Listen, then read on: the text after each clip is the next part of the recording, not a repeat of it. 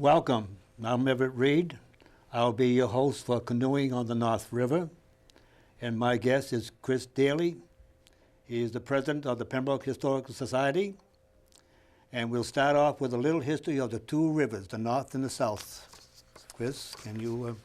Well, Everett, if you look at the North River here, about 50,000 years ago, the whole entire area was covered in glacial ice, and when that began to recede slowly, in its wake it left ponds, rivers, and lakes. Here we see the mouth of the North River, and back in the 1800s there were plans to widen that mouth, but luckily enough in 1893 there was a big blizzard that opened up the mouth and did the job for the people that were trying to widen the mouth. So we now have an open mouth at North River, and it goes into the South River now. As we go down the South River, it goes into Marshfield and into Green Harbor.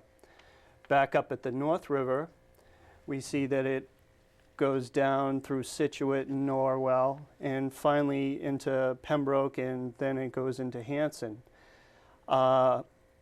We have several shipyards here, and Everett, you can... All right.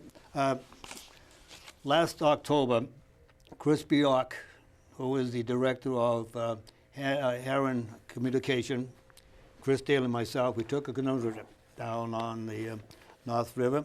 It was a beautiful afternoon, and we started from the Union Bridge. We were allowed to park our car at the Union Bridge, and we took the trip right down, through some of the shipyards, and all the way down here. It was a beautiful afternoon. It was about 55 degrees in October. The color was excellent, and we have a tape on that, and we went through Jobs Landing in Pembroke, down and through here, through the Brick Kiln Yard, till we got to the Washington Street Bridge. There are a couple of things that we like to point out for anybody that likes to go canoeing. We went upstream. That's going from the North River up, and you go with the current. And sometimes you have to be careful, because here at the Union Bridge, we was on the ocean side, and we got into our canoe, and somehow the current turned the canoe around, and we went under the bridge backwards. But if you read about the on the North River, they'll tell you one thing: never go towards the ocean in a canoe. Now, what we like to show you at the present time is the tape that we took. It's about a 15-minute tape. Took us about 2 hours and 20 minutes to go down, or I should say, go upstream. Now, may we have the tape, please?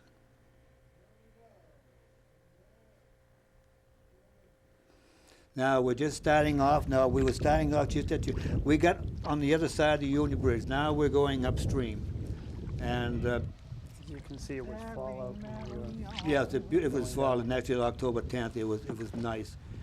And it's a beautiful trip to take. It's a nice trip to take in October. Just notice the color, and you notice the weeds and the flowers. Someplace you'll see the cardinal flower, the purple loose striped. And also the asters are there, and the white purples. And you notice you see a lot of nice houses, not this here, but further along in the trip you'll see some very nice houses that are on the river. I think we have one up in the corner here. Mm-hmm.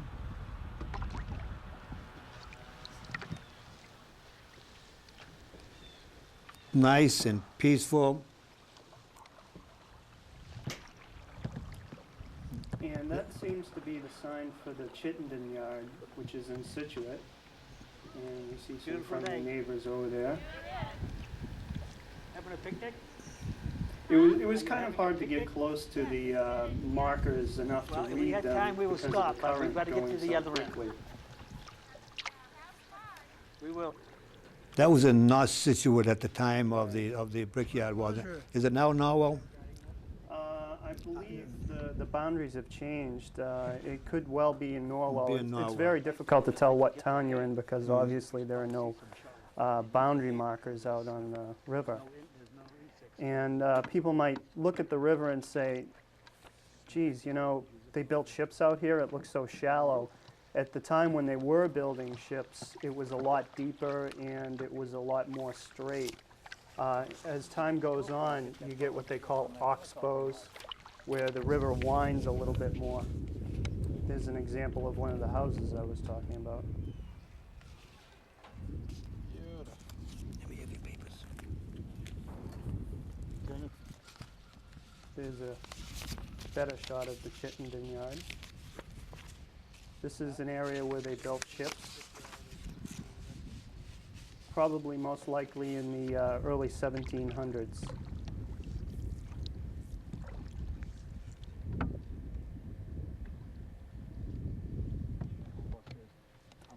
And that's the water tower in North Pembroke that you see there in the distance. If you look very hard, you can see Route 139 at the bottom. Get a little bit closer. No, I got it. There's another shipyard site. As you can see, people have built houses at the site. What they used to do is they would put the shipyards on a slope, and once the ship was built, they would slide it into the river over boards. You're back to Chittenden Yard. It's, in 1871, they launched the schooner Helen F. Foster, the That's last right. ship built at the North River Shipyard. Yes.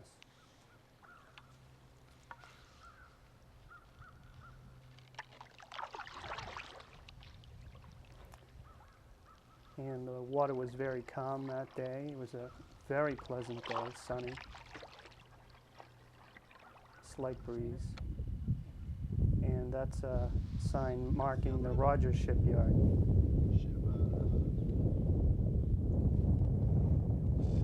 Rogers Yard was, I think, 1790 to about 1819.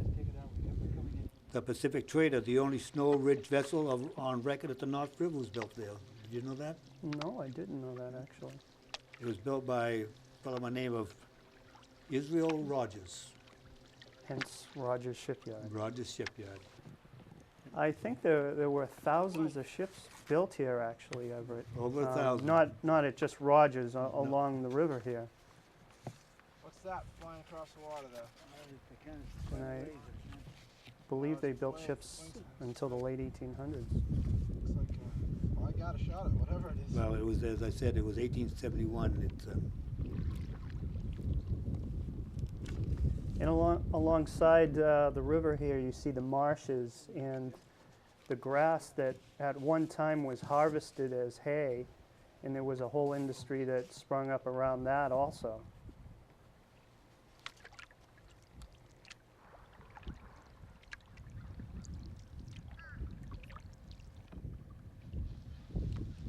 now you notice as you go along, Chris, those little paths that go into the left and right in through the Yes. marshland. Mosquito control is one thing. Hmm. And also they, sometimes if looking for birds, they'll kind of put their canoe or the boat in there Oh, and by keeping still and then to watch and to hear the birds. so these channels are totally man-made. That's basically, and also made for drainage. Back a number of years, a long time ago, they used it for drainage. It's funny, every now and then you'll see a picnic table out in the middle of the marsh. Be a nice place to have a picnic. And caught a lot of, they say a lot of the marsh, the weeds. I was down to a flower shop down on 3A, and they were selling it. Oh. I understand it's great for flower beds and Right? because it's not It is. diseased at all. That's what I was told. I'm quoting. I should tell you I was quoting that. You'll probably get corrected on Well, that. I just want to say that. The in the canoe was Chris Daly was in back doing the steering and the paddling, and Chris Notice how Bjork fast we're was going, yeah. was doing the camera work, which he did an excellent job, beautiful. And I was up front, leading the way. There's a good shot of some of the foliage that we saw. We saw Cat o' nine tails. a lot of wildlife as well. There is a lot in there, but we didn't see too much. We didn't see too much, Chris. I wish we had. We There's saw a a lot path. of See the birds. path there? Good. But you can go down the North River the whole 4 seasons if you want to. But it was nice, and I think it was October 8th and 9th or 10th. We went upstream.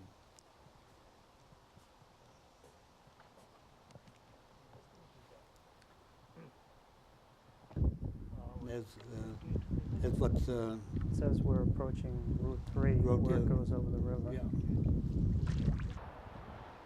There's somebody taking some pictures up there. It was a quiet, I have to say this again because it was excellent. It was a Excellent. tranquil day. Yeah. This is something that is very relaxing. I recommend it. But if you're going to canoe or boat or whatever you do, use a life. As we see here on Yeah, Everett. right, you bet your life. We almost had to use it. Canoes are very easy to tip over. And cast Especially around. when we went under the Washington Street Bridge. There are we boulders, won't talk there about are that. stones in there, believe it or not.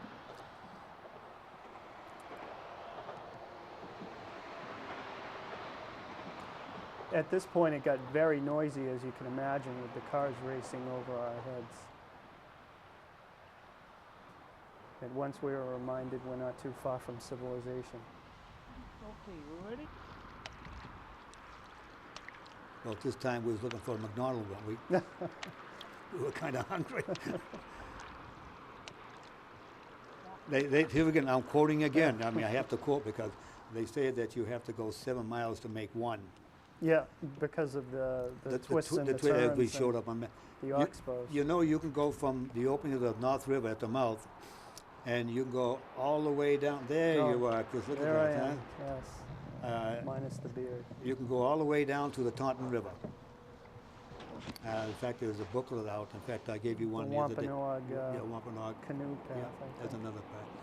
And but if you do, there are about 4 or 5 farmyards with cattle that you have to get permission To go. to go through. There was a few years ago, and back a number of years ago, Boy Scouts would take a trip, and you go down through the North River, down the Heron Brook, Right. and crossed over there, and you go into Little Sandy Pond, and down through. I remember in the 70s it was very popular for people to go down the Wampanoag canoe path there. I think that's when that pamphlet came out that you showed me. Yes. In fact, I have a few extra ones at the house.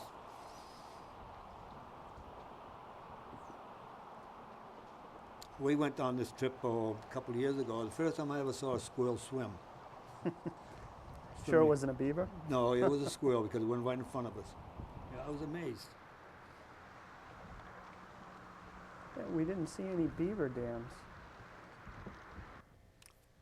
Our When next show, Years ago there were a lot on the river. our next show that we will do will be on the Heron Run, Right. and I have a 5-minute film taken in 1970, 2 years before Bud Tools passed away. Bud Tools And was Bud the Tools former was the tree warden in town, and tree warden. excellent with the Heron Brook and the North River. He was quite a historian as Yes, well. right. And I have a picture showing beaver dams with the holding of water at least 4 feet Yeah. off. It's great. Tommy Redding took care of that though, right? Yeah. They had to.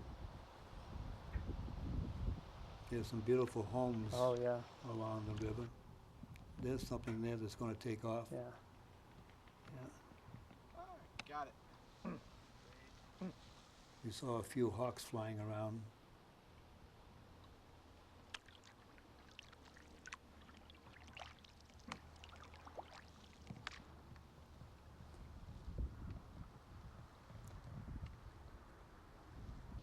Wonder what it'd be like on the river today in January. It'd Yeah. be quite a different story. It was such a beautiful day that day. How come there's not a McDonald's down here? Yeah, there were about 10 or 12 shipyards along the North River Yes. between what they call it North Situate or something like that Right. anyway, and Hanover and Pembroke. And then it comes into Pembroke into what they call the 2 Mile District, Yeah. which has the Brick Kiln Shipyard, Dean which is shot. probably one of the more famous shipyards. Yeah, we'll, if we have time, we'll show some pictures of Right. 3 of the ships that were built at the Brick Kiln Shipyard. Why was it called the Brick Kiln? Well, it was called the Brick Kiln Shipyard because if you go down Brick Kiln Lane, there's a site where there was a brick kiln or a furnace used to make bricks. This was probably the earliest brick-making furnace in America. The site is pretty much lost. We've tried to locate it, but it is in that area near the Brick Kiln Shipyard, and of course that's why it was named the Brick Kiln Shipyard. That's just the way it is, it peaceful, quiet. This could be used as Didn't a I do a good job relaxation paddling thing. now? Oh yeah, Huh? look at those biceps.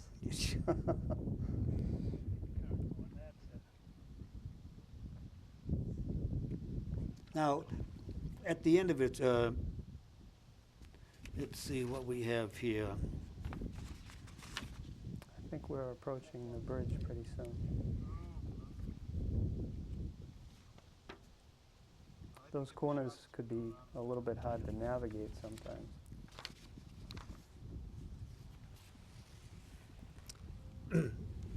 Now, the old Washington Street, I shouldn't put the old Washington Street, that's, it's known as Washington Street. That's where the old bridge is. Mhm. That's what I meant to say. Because old Washington Street is down where Bobby Hackett is down through Right, there, so right. that's Washington Street. And I'm sure everybody's familiar with the bridge because it's under construction at the moment. Not the one that's a little bit Oh, towards the ocean. Oh, okay. You want to remark on that, do you? Sure. This bridge was built originally in 1656, and it was built during the peak of the shipbuilding years, and it wasn't really renovated again until the 1800s, and they say that 10 ships per year were built near this bridge by a workforce of about 400 ship carpenters. So as you can see, the ship industry probably employed a lot of the local residents. They get paid so much and they have a grog? Did they have a little bit of wine or a little bit of rum? Or what did Well, I know that the British used to dole out gin to some of their workers to help them out. I don't know if we did that around No, here in well, New England. Why- It might be, since we had grog shops in the area. Absolutely. I think it was Yes, his grog shop that they had. Now, why did they build ships along the North River? Well, basically, as I said earlier, it was a lot deeper, and you were able to get ships out to the sea easily. As you see in Quincy, they have the Four River Shipyard, which is right on the water, but back then, they had all these shipyards lining the river, and they could just put the ship into the water, and they wouldn't have the masts up at the time, and they would just tow it out to the ocean. But isn't it because of the wood too? I mean, the oak The was wood and the iron and For the bogs yeah. and a lot of other reasons as well. the Columbia ship that was built. I think it was built in Hanover. That's the one that went Right, around the United right. States. The one that went around the world. Around the world, and I should say around the world. Right. And that was captained by Captain Gray out of Boston. And the Columbia River is named after the ship. I believe so, Yeah, yes. it was up there. Be careful it doesn't have a big mat and much kitty. They won't allow it to come in. There somebody has a little You wasp see out The there. remnants of Yeah, a dock there. yeah. Nothing. The color was beautiful. It was nice. There's your flowers, the weeds.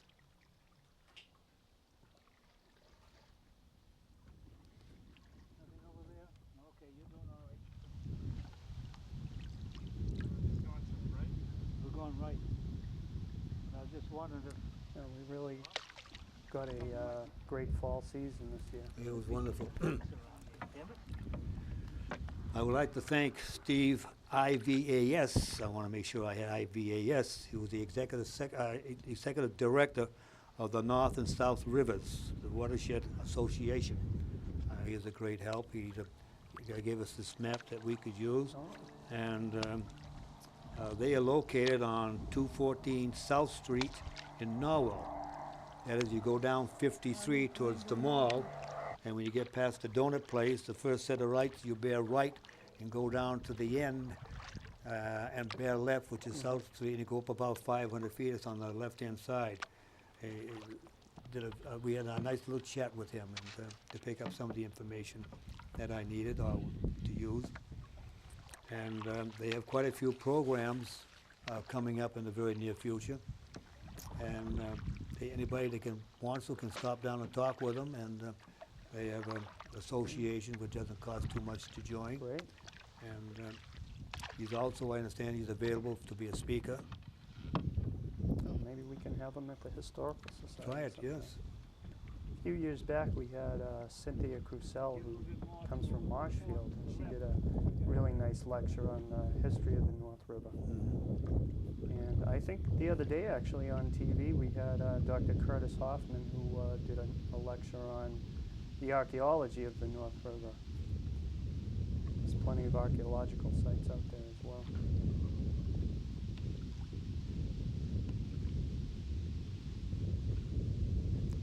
Now, on our trip going upstream, we didn't exactly want to go under the bridge at Washington Street, did Right, we? right. Because you left your truck Got a real soft spot. at a place We called left Bloom- it in Marshfield up near the Christmas tree shop, and we were planning on rowing back No, to Union no, Street. it wasn't. Right? No, it was at the Blooming. Oh, Yeah, the Blooming. You left your truck there. Mm-hmm. There's the birdhouse, and the Blooming Florist on 139, because we want to put the canoe in it so we could take it back to where we right, got it right. from. You can't And but put canoes in there anymore. yeah, and what happened? There's the There's bridge. the bridge. Now, what happened, the current kept us right on going. Before we knew it, we went under the bridge, which we did not want to do, because when you're going upstream with the current, it's kind of hard to go downstream. As you can tell, we are expert canoers. Yes. And after we got under the bridge, well, lo and behold, there were two boulders there. Yes. And I hope my son-in-law doesn't hear this, because the canoe whacked in one of them, and I thought we were going. Everett, we're lucky we didn't take a swim that day. And then we finally got the thing turned around, and we tried to get it downstream, and we just couldn't do it. And so we had to land out there and have help to bring your truck down so we can put the canoe on. But this is a location of one of the famous shipyards in Pembroke, right? The Brick Kiln Yard? Actually, it's a little bit before there, the Brick Yeah. Kiln Lane, and it's probably most famous because the Beaver was built there. And the Beaver was one of the Boston Tea Party ships where the tea was thrown off. Mhm. We'll have something here in just a moment. Now, here we go. We're going on the bridge.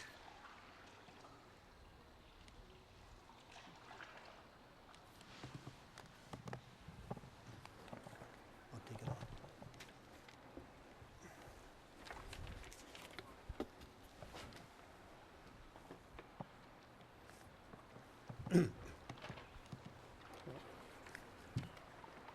The boulder is just about another 50 feet to the left of that, where those boats are. Suppose it's not 4 o'clock in the morning. Well, there's a little trip we took canoeing. What we like to do now, we got a few minutes left. We'd like to show you a picture of the Beaver, what it would look like. We have it up here on our stand. And the Beaver was built at this yard, and it took part in the Boston Tea Party, along with the Eleanor and the Dartmouth. And there was a fourth ship, was Williams, was out in off of Provincetown, and it was sunk out there, something through a little storm, and had the first lighting system of Boston, which they were able to save. Oh, But the three ships were at Griffith Wharf and in Boston, and that's when they put the tea overboard. right. Right. So we want to take that one. These were all built by the same builder. The next ship that we have is the Bedford, and it's about the same size, the same style, But the Bedford was the first ship that took the American flag into a foreign port. She measured only 170 or 180 tons. As it says right here, the Bedford was the first ship to carry the American stars and stripes into a British port.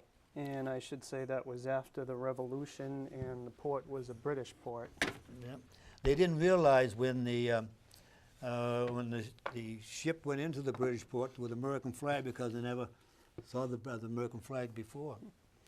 And that is your town of Pembroke town seal, and that is the Maria. And it was built, as I say, on the North River in 1782, and it was seaworthy for about 95 years. Now, as we talked to you about so far the North River, and you saw the bridge. Now, if we went probably another quarter mile down, I keep calling it downstream, but it's upstream. It's upstream. If you went about another half mile, you have the map again? We will show you, please. You want to put that up there? We'll give you. Okay, that's good. Okay. All right. Talking about this. Yeah, this is where the bridge is right here. Then as you go under the bridge, can anybody see that? You go upstream and you keep going right down here, and there's a lot of new houses up and through here. Misty River, is a Misty Meadows. Misty Meadows, right? Then you come right down. And then you get up to here, then you bear left. And this is the Heron Brook, which comes down through here and ends up, as you well know. But if you keep on going down, you go towards Hanover and Rockland. And what is this place right here, Chris? You would probably be hitting what used to be the Clapp rubber mill out there. It looks like a big dam now. Yeah, and it used to call Ludham's Ford is before that. And right. why is that sort of famous? Not famous, but has Pembroke history Well, to it? the Pilgrims were traveling out here before Pembroke ever existed, and it was just wilderness. And Governor Winslow was crossed across the river on the shoulders of a Native American, as I'm told. And they called that Ludham's Ford because they forded the river at that point. And that was carried by an Indian. Right. Okay. So about in 1628, the Robert Barker and his brother Francis Barker and a servant. Actually, it was about 1650. A lot of people think that his house was built in 1628, but it's closer to 1650. Well, but he went down the river. He came down the river, and he came down the Herring Brook that you just pointed out, and he came to just about where the herring run is, and built a crude shelter and spent the winter there. 8 by 12, I understand? Yes, a one-room made out of rock? shelter. Made out of stone? He and a man named Dollar Davis and an unnamed black man were with him. And they spent the winter there, and then the next spring he laid foundations for what would later become the old Garrison House. And that was torn down when about the latter part of the 1800s? Yes, I believe the 1880s or 70s. I'm not And sure. the kitchen is up in someplace in Gloucester, I understand, in a museum up there. Right. And the barn was still in existence, and it was just turned into a home, Burton Sherman's home, I believe. Now, Robert Barker, the John Alden, who was it that gave him 600? Miles Standish granted him Well, we're going to wrap it up, and 35 acres. we hope that you enjoy this little tour of the North River and a little history. And we would like to thank all of our wonderful camera people here. Ann and Jeff, is your name Jeff? Jeff, I thought so.